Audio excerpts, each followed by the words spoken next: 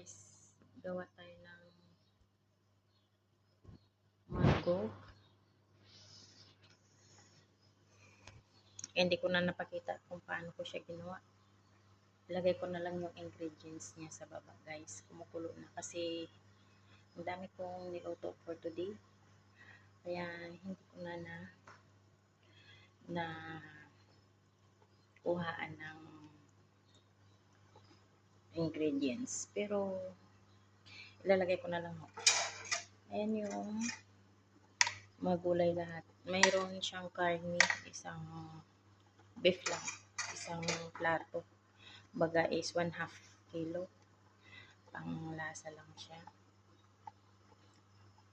Tapos,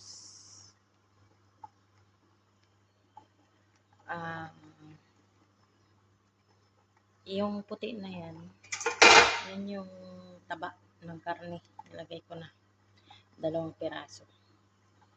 Para may lasa yung ating sabaw. At pinapakuluan siya. Habang kumukulo yan, ginisa ko muna yung karne sa sibuyas lang, tsaka kamatis. Ko nilagyan ng bawang. Tapos, naglagay ako ng mga barat nila dito. At tsaka asin.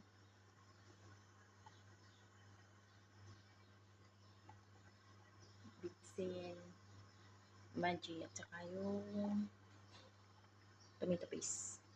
Pagtapos, ay dinagdagan ko ng maraming tubig kalahati. Diyan sa kaldero na malaki. Tsaka nilagyan ko siya ng pinakulo ko muna. Tapos saka ko siya nilagay yung mga gulay natin. Carrots, patatas, kamuti sweet, bagu beans, talong,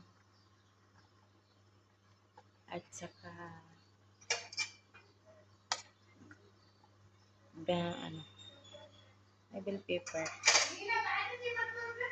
Ito yung kubos na gagamitin ko guys. Margok. For margok. May nakalagay talaga siya margok bread. Galing medium Lebanon. O yan. Putol-putulin natin to. Para ilagay natin doon sa ating margok soup. O guys, ito na yung ating kubos. Ilalagay na natin doon sa ating sabaw.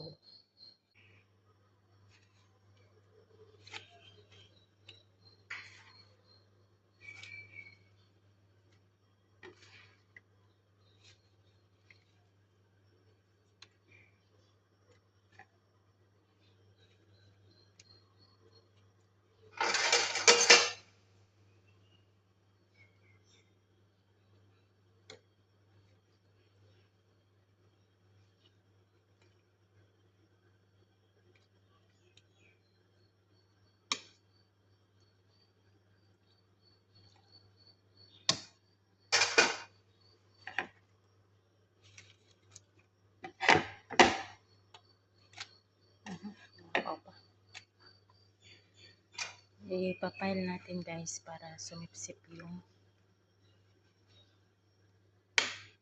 kubos na to sa mga sabaw niya. Ito yung margog. Dadagdagan pa natin.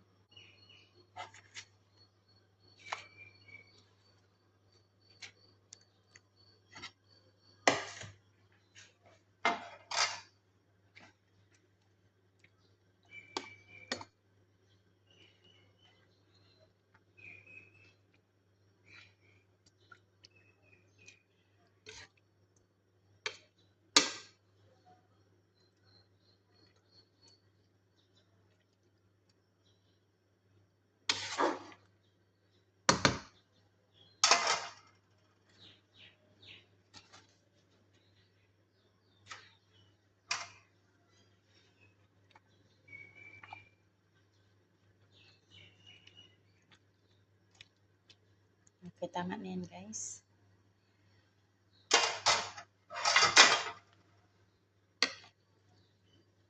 Tama na yung ating kubos.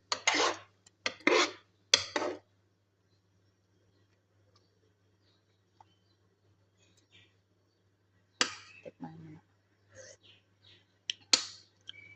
sarap. Ayan po natin margo.